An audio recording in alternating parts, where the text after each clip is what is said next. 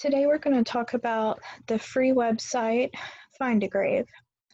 This is a website that is hosted by Ancestry. They bought it in 2017, so you can create an account for free. It's one of those you're welcome to use it without having an account, but there are many benefits to having it as well. It is completely contributed by volunteers. So this is a website that, even though, like I said, Ancestry owns it, Ancestry does not exactly manage it. So all of the memorials that are created and things like that are only done by volunteers. So therefore, you can find a great deal of information, but it is also, you can find many errors. And there are also cases of people who have gotten into this more of a hobby than actually genealogy, which I'll go over a little bit later. I'm going to go through all of the different features of Find a Grave. This site has been around for over 25 years now. Back when Ancestry purchased it, the entire website kind of got a makeover. So it looks quite different if you have not looked at the site in several years. So this is the home page of Find a Grave, and so at the center of it, you can obviously just begin by searching. So it tells you that there are over 190 million memorials, and it says created by the community, which again, there's community of volunteers. There's many different things that you can do with this website. And just like Ancestry, you can do a basic search, or you can do a much more detailed search with all of these different categories. But for the moment, you would usually do just a basic search. And if you've used Ancestry for searches, you'll know that typically one of those hints for most people is a Find a Grave record that will attach. So that's one reason Ancestry has kind of acquired this site as well. So I'm going to go click on memorials to begin with. This is the search as well. But this is where you can search for an individual, and you'll notice it has the basic fields right here. So you can put in first, middle, last name, when they were born, and notice right now it is set to exact. And so you typically want to change it from exact to before, after, or within a few years. And the reason for that, even though it might be your direct ancestor and you know the exact date that they were, or year that they were born or died, you have to keep in mind that a different person created that memorial and they might not have known. So keep that in mind. And then when it says cemetery location, again, this will be similar to Ancestry. So if you notice, I'm typing in Brooklet, and all I did was begin typing it, and it has popped down at the bottom. You want to begin typing whatever location and pick from the drop-down box. But a lot of times, the more specific location you put in, the more narrow your results, and you might not actually get a result. Because once again, if someone was creating a memorial, excuse me, and perhaps it could be a memorial for someone who does not exactly have a grave. And by that, I mean they were buried quite a while ago, could have been on the family land, and they had a marker, but it is not something that has lasted today. So they do not know if they are still in a family cemetery or where that is exactly.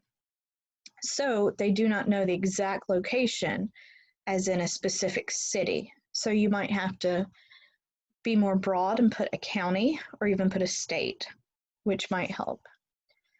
I used to use an example of my grandmother. which I knew her first, middle, last name, when she was born, died, where she was buried, but it would always give me 0 results. The reason for that was her last name that I would put was her maiden name. And for Find a Grave, when you enter it, you would put her last name as the married name, and there's a different field for women for a maiden name. And most people don't realize that when they're searching. So in other words, if I do that now,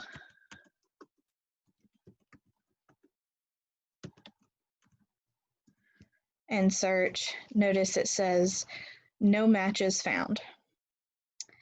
And you do have to have a last name to search.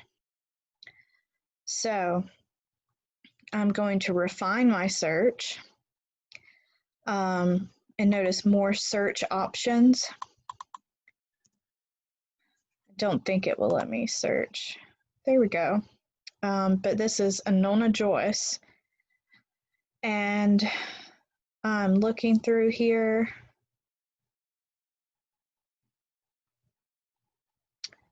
Let's see. There she is at the very bottom. So this is my grandmother's Find a Grave. And if you'll notice right here, her last name, it's in italic. So that means that that is her maiden name.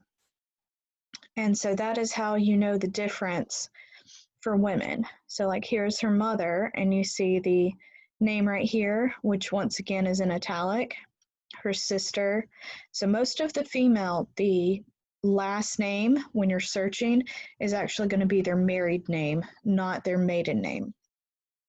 And a quick example, I manage my grandmother's memorial. So these are the fields if you were to create this. And I've kind of specifically not included everything just so that I could show everyone today.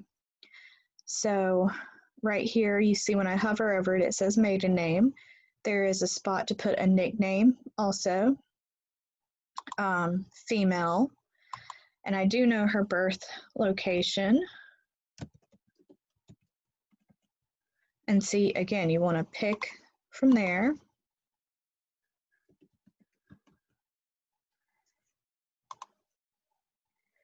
And, excuse me, when it says death, typically a person can die in one place and be buried in another, which is often what happens. So when it says death, I put the location that the person actually passed away in or died in, but she was buried back in the family cemetery. Well, it's city cemetery, but where much of her family is. I haven't really put bio here, but that's something I can put at a different time. So the burial information, that is the cemetery that's attached. You could put a plot number, or even if you have a smartphone, you can put the GPS coordinates. That's a new feature. And an inscription right here, which that's actually kind of, I wouldn't say a nickname, but her grandchildren called her Bobby and called my grandfather Bumpu, which was interesting for grandparents. And if you'll see right here, this is information you can put for parents and a spouse. So every time you create a memorial, they're assigned an ID number. If you create an account and you have your own personal account, you will have an ID number as well. So if you were to put the parents of an individual, you just copy that ID number and put it in right here, and it will show you that person so that you know you've got the correct person. And the same for the spouse. And so obviously someone can have more than one spouse, but you're only going to have one set of parents. And if the person happens to be famous, yes or no. Notice that there's not a place to add children, however.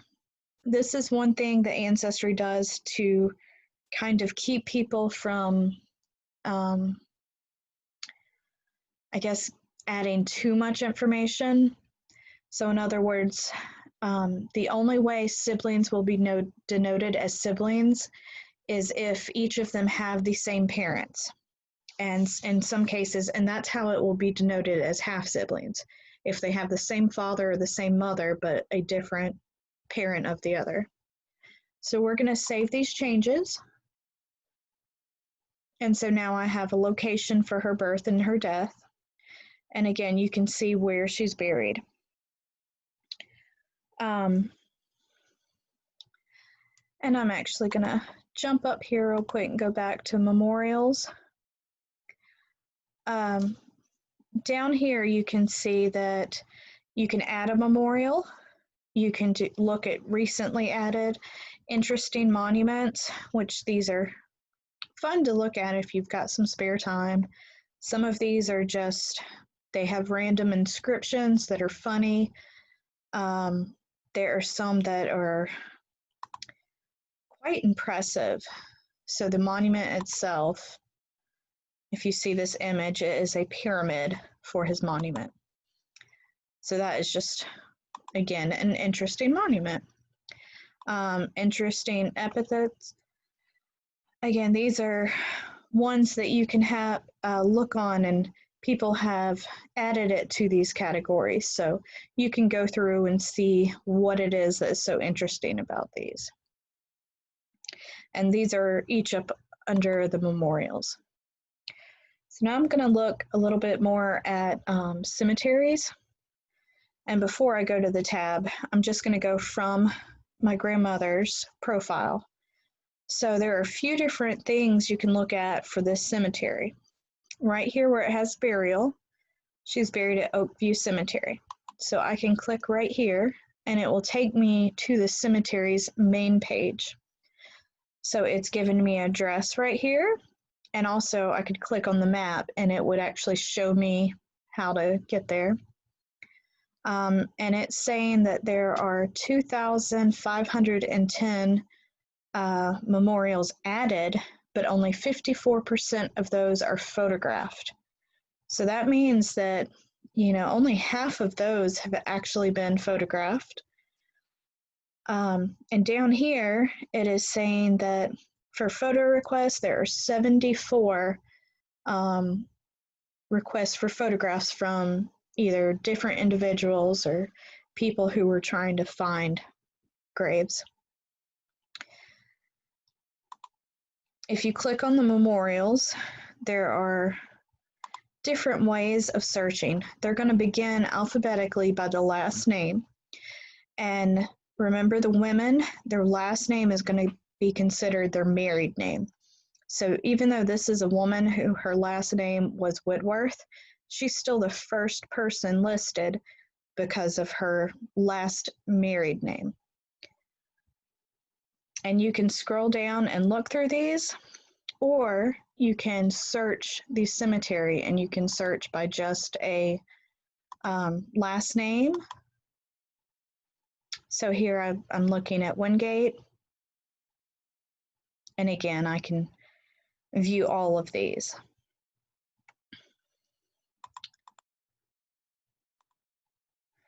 Another way you can view things in a cemetery or from a profile, say that you have found an ancestor, but they're not really attached to somebody. For this, I'm actually going to go to my aunt. So this was my aunt, my grandmother's half-sister, and she died in 2014. And so her half-siblings are here and her parents. But if you notice, her last name here is Yates. So therefore, if I'm looking for any other Yates, I can either, right here where it says see more memorials in, I can look in the same cemetery, and there are 3 more. So here is an Albert Yates and a Ruby Frances Yates, which these are, I believe, actually her mother and father-in-law. Her husband is still living. So you can look for the same cemetery. You can look in the same town, or there you see even more. Actually, this is her father-in-law. The same county, so you see there's starting to be more. And then once you get to the state and the country and find a grave, you're going to have a lot more. So I usually try to stick to the same area. If it's a very unique name, maybe you can look at the state itself. But a lot of times looking just at the cemetery or the county, for that matter, you can find other connections. So when you go to cemeteries, if you look, Find a Grave has nearly 508,000 cemeteries in 244 different countries. So that is quite a lot. If you remember last week's presentation on Heritage Quest, where they also had cemeteries, if you had looked through it, you would notice that Find a Grave is not just for the US. There is Find a Grave for all different other countries, Canada, I believe Denmark, Finland, Germany, several different countries. So you can simply type in the name of a cemetery. You can pick a location. Of course, I blank on a location. So say you're not sure which cemetery there might be. So there are 65 cemeteries in Mitchell County. And you'll notice that some of these, because individuals, volunteers, they can create a cemetery. But that doesn't mean that anyone has added something to it. It could be that it is also someone else created a cemetery by a different name. So right here, you just see Baconton, and this is actually a location. It's not a cemetery. Some do not have photographs of the cemetery, but it will tell you how many memorials there are and how many are photographed, and obviously the location. And over to the side, it will tell you if there are any photo requests. So you can see that there are quite a few. Again, that's the location, and it's kind of going by that area, showing you where they are. I'm trying to see. Sometimes they will tell you if it goes by a different name. There we go. So here it's Mount Olive Baptist Church Cemetery, but then it says also known as just Mount Olive Cemetery. And that's very common, that sometimes it's a cemetery that was within a church, but it's not necessarily known as a church cemetery to everyone. I have family that they were buried in a family plot across from a church, and there is a large church cemetery, but they are actually buried off to the side in what is known as a different cemetery, and so they are often confused. And excuse me, it's actually not on here, but this is the cemetery we were looking at earlier. And you see here Pelham City Cemetery, also known as, and it's got almost 3 different names: Daughters of the Confederacy Memorial Cemetery, UDC Memorial, United Daughters. This is actually, just as far as I'm aware, even the sign across it is Pelham City Cemetery. I've never heard it go by the other names. But you see how that is. And if you're not sure of a location, you can narrow it down. So you can pick from the continents. And then, so we pick North America. You can pick which region you would like. You have to think North America. And so we're just going to pick Mexico at the moment. And again, I'm kind of just picking around. So I picked one that there is one area, and right here, there's no one added. So let's go back a minute Let's jump to Europe.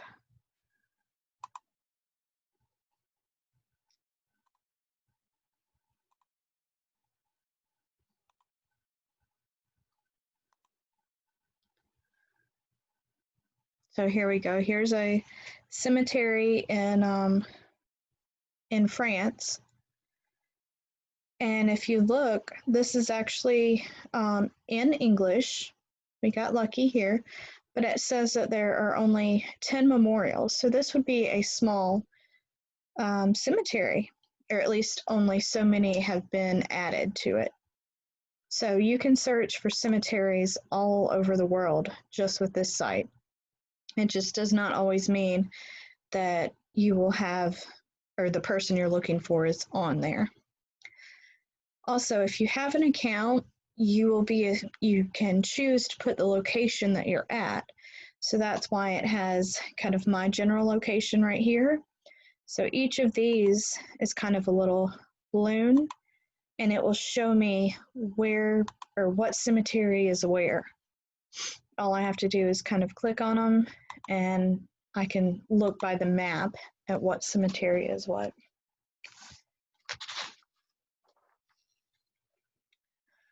We're going to go click on famous real quick. This is one of these to, once again, on those rainy days to look through. You're going to have the most popular, which are 4 right here. When it comes to famous memorials, these are ones that people tend to add, even though they might not know where they are buried, and there tend to be duplicates of them quite often. I'm not sure if it's still the case, but George Washington used to have a brother named George Washington. Let's see. Someone might have, looks like they might have merged them by now. But a lot of times you will have where, you know, multiple people have created the same memorial. So before you ever add a memorial for someone, search for them first and maybe try different spellings to see if they are already on there. And a lot of times if you do go to add it and the information seems to already be there, Find a Grave will ask you, is this the person that you're adding, and say, you know, this memorial has already been created. So be careful with that. But I know a lot of times if someone today who is famous passes away, they can have a Find a Grave profile created within hours and a biography put up, but no information on, you know, where they are buried, no memorial or service information as far as a real obituary or family information. So it just has to do with this was so-and-so and they passed away.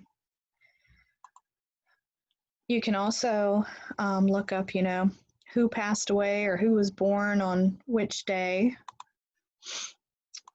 Yearly necrologies. So who passed away in this year so far.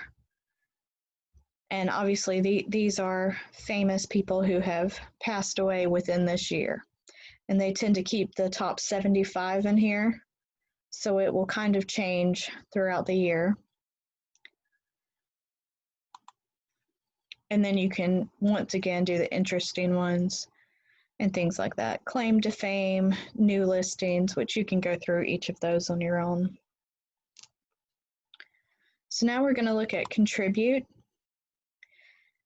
For contribute, this is what you're able to do if you have your own profile, if you have created an account so that you can help contribute to Find a Grave. You are an active volunteer.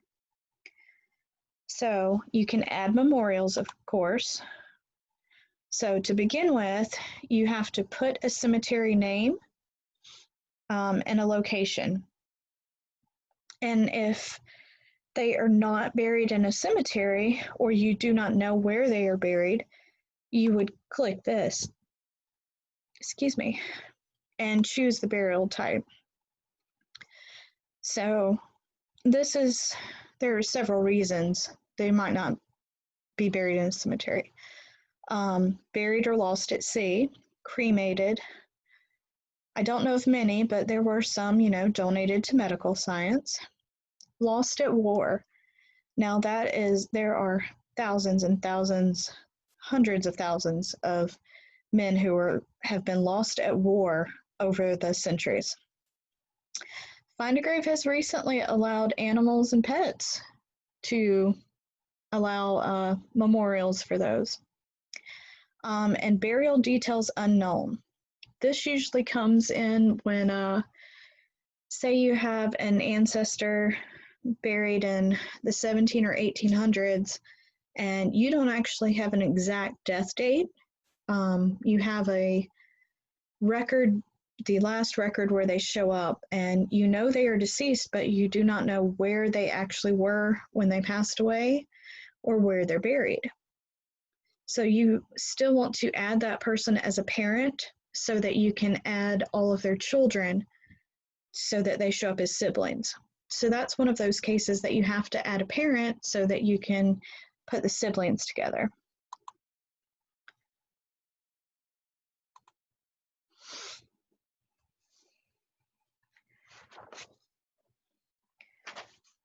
And remember what I said about when you're adding a memorial, check to make sure somebody is there first. Not there. You want to create a memorial for someone who's not already on here. You can also upload photographs, but I recommend if you're going to upload photos, do it from the individual's memorial page, not through the contribute, because it's quite difficult to try to find everything from this portion.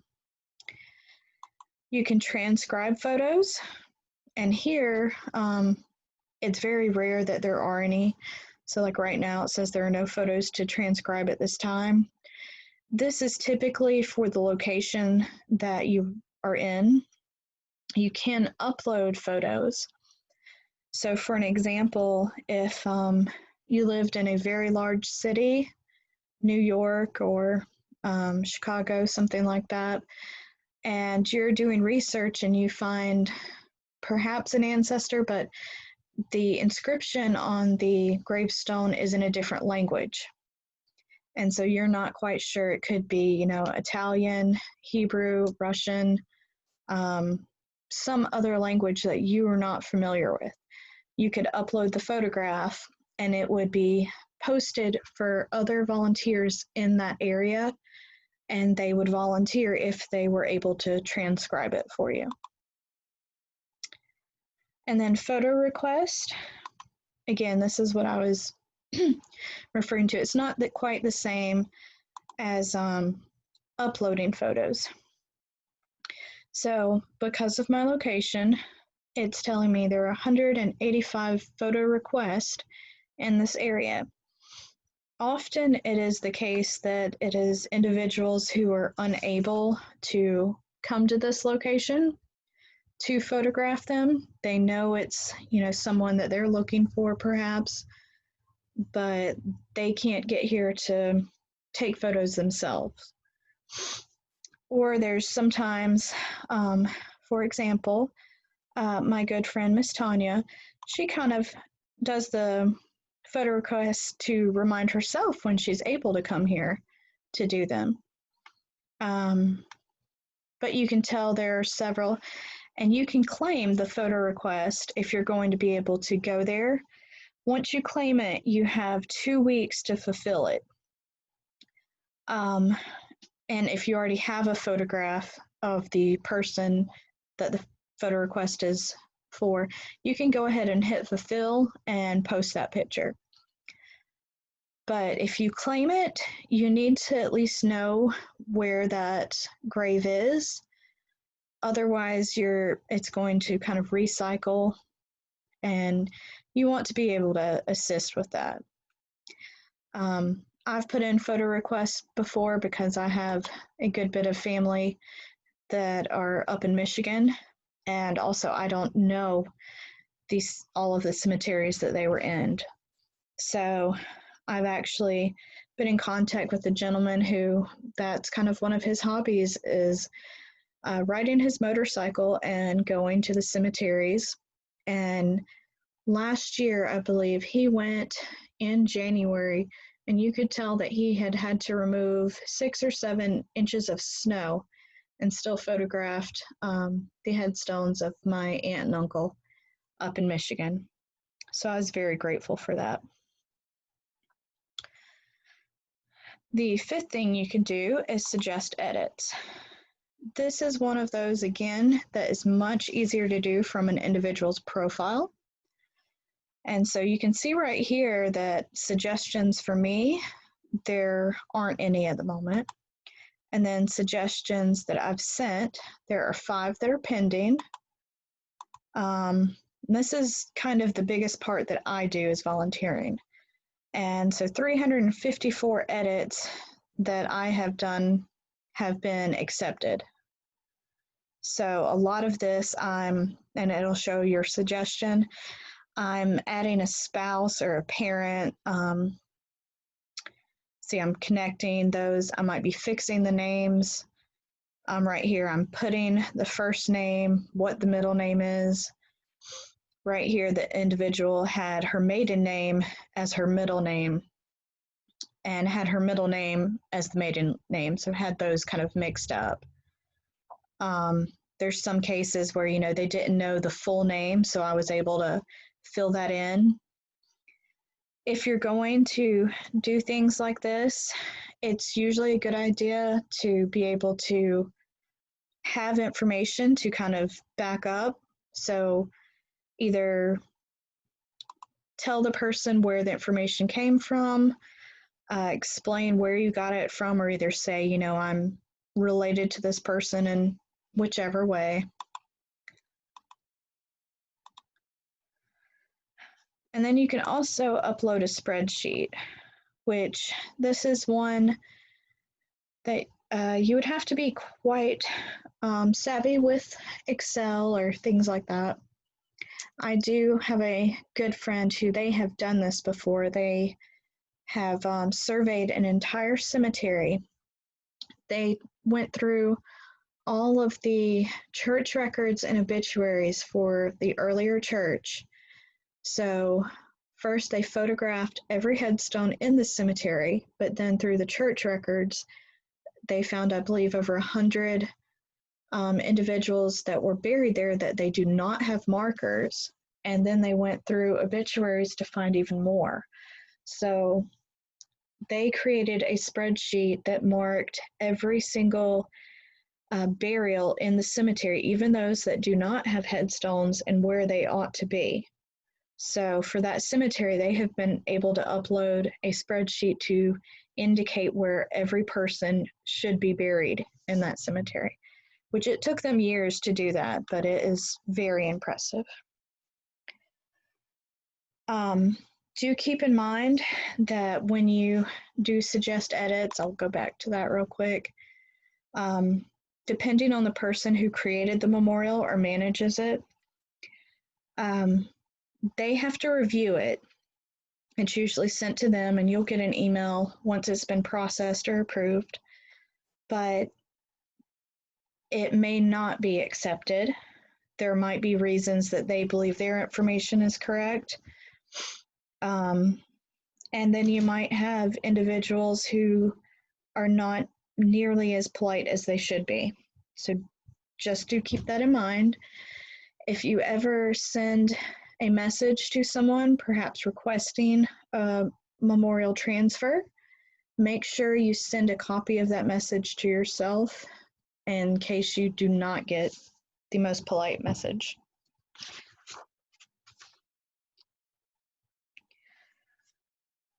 And so now we're going to kind of go back to the main page.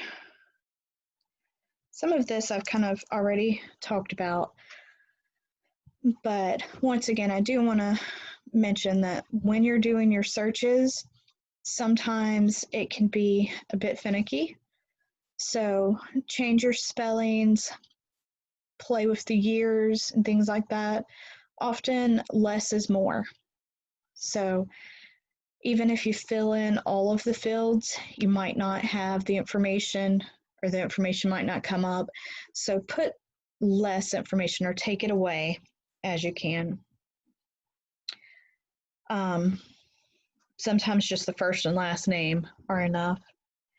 And I've already shown how to search for others in the cemetery. So now I'm going to open up my profile so that you can kind of see what that would be like. So once you have a profile, the information others can see are how long you have been a member. So I've had an active account or been a member for nearly 3 years, but I've been using Find a Grave for over 7 years. It has my email and there's my ID number right there. Messages, you can add a bio if you would like. So it has memorials that I've added. So some of these you can see, I have each set of, well, I say each set. This is my father right here, which I got to thinking about it the other day and realized I actually had not created a memorial for my father. So this is his memorial that I created, which I have his obituary listed. And excuse me, that was his brother. This is the memorial for his mother that I have her obituary from the newspaper added.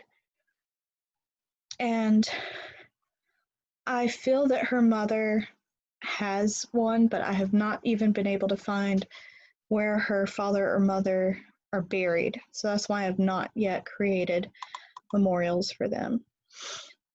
I have a cousin and others that I've created memorials for. This is my step-grandfather that I've created, which is one of those stories I mentioned about the not so nice people. He passed away and I went kind of very unexpectedly. He passed away in the middle of the night. And he still had a good bit of family, but they lived in several states. His identical twin brother had not even been notified by that day. And I was at least going to create a memorial just with his name and basic information, but no photograph, no obituary, no anything yet until everyone knew. And I went to add that, and it said that somebody had already created it. And this was less than 12 hours after he passed away, and his full obituary was already up, which quite upset me, as it might upset others. Apparently the lady who created it, she goes to the funeral home or calls them to get obituaries every morning, first thing in the morning, and goes ahead and posts them. Which my grandmother, when she passed away earlier in May, she had done the exact same thing for her and had posted her full obituary. So you can see that it's created by her, but I do now manage it. I requested her to transfer it to me, and instead she insulted me and said she was going to delete any other family memorials that she might have created before. But she went as far as taking a photograph from my own wedding and posting it on there. So that's what I mean by some individuals are in it just for a hobby. This lady, for example, she's been on for 10 years. Memorials added 48,000. She manages 38,000. And if you notice right here, a fame rating 6. So that means out of all of the volunteers on Find a Grave, she is number 6. Memorials per week, 87. She used to do over 150 a week. Her her account was deactivated for a while, but recently it became activated again. But just be aware that, that can happen. Another thing that has recently been added to this is you can do virtual cemeteries. And I admit, when Find a Grave was updated, I was not a fan at first, but then when I learned all of the new features, I did like it. Because it can get very tedious trying to pull up memorials when you have to search for them every time. So by virtual cemeteries, it's kind of like organizing it. So I can create a virtual cemetery for a specific family. So here I have Bullard, Fitzgerald, Hilliard, and Spence. And I can add these family members who are all part of this family, and I can just open up this virtual cemetery and they are all right here, even though they are buried in different states, different time periods, centuries, and so forth. I have one for my husband's family, my father's family. So, and these are buried all across the country. So this feature is very nice. Since I work here in Bulloch County as much, this is also very useful. You see I have over 200 here. These can be private or they can be public, and you can add as many as you like. Another feature I'm quite like is that you can have favorite cemeteries. So instead of having to search every time for the cemetery that you would like, if there's a cemetery that you have family in, you want to go visit and find information on, or just for whatever reason that cemetery is significant to you, you can save it as a favorite. So for example, right here you can see that I've got favorite, and of course you can do the unfavorite. And just for a quick example, this is just someone's memorial I've picked real quick. If I want to save it, I can save it directly to Ancestry, to someone in my tree, or I can do the virtual cemetery, where I could pick between any of the virtual cemeteries I have and save it there. So it's kind of that easy. If I wanted to do a suggested edit, you see up here, again, I could fill in all of that. This is a memorial that I do not manage, so that's where it would be sent to the person who created it, and then I would get an email if it was accepted. So if there was an inscription, perhaps they didn't have the parents or the spouse listed, or even if I just knew what year they were married, I could just simply add that information. If there's some other form of information, say you have an obituary, a typed obituary, you can do suggest other corrections, and this is where you could type that information and you want to put send me a copy of this email. That's how you would add that. Or you can report as a duplicate, of course. One thing you can do that you don't need to do as an edit is you can add photographs. They actually already have their obituary. I do add quite a bit of photos to different individuals. And one thing that I try to do, let's see, even though some memorials might have a very clean and clear memorial or headstone photo, if you look at it, it will show you when it was posted. And so it might be a very clean white headstone, but it was posted over 10 years ago. So if someone is going to that cemetery looking for that by the photo on Find a Grave, they're looking for that very white headstone. So for an example, This lady actually did have two. But here's one that is, if it will load, let's see. This is a smaller picture, but you can see that it is fairly clear. They put water on it to help it be read more easily. But this is a photo I took in 2019. And then this is a photograph that I took a few months ago. So you can see here that it is in a bit worse shape and has more lichen and moss growing on it. So if I have been there recently and I know that the headstone is not in the best condition, I will share or post the photograph of what it looks like now. So that way, when someone goes, they will know the difference and know what it looks like. I'm trying to see.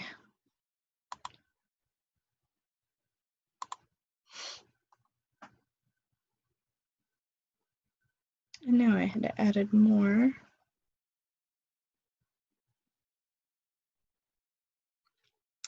Here's one for an example. This is my second great grandmother.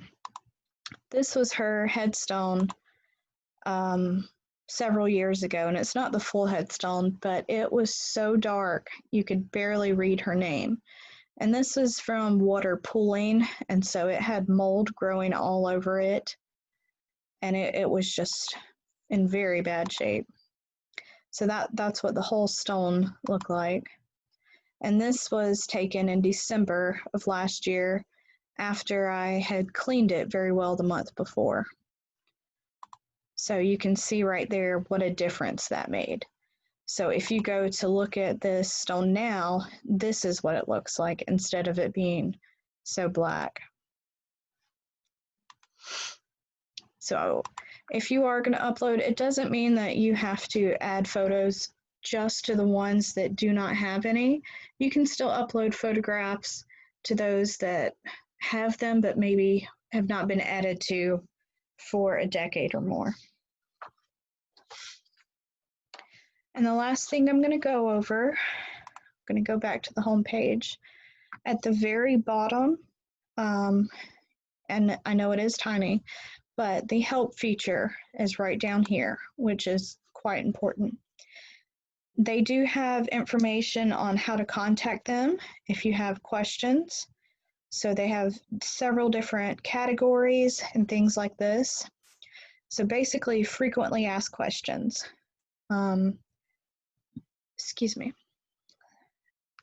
And there are different questions there. For creating memorials, they have 20 different frequently asked questions. So before you try to email them, contact them, go through these first. There are several useful messages in here.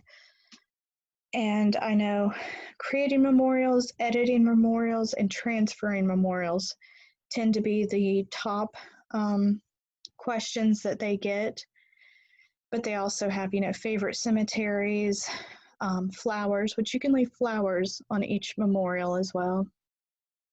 Membership help, photo request, sponsoring memorials, transcribing, and transferring. And real quick about transferring memorials.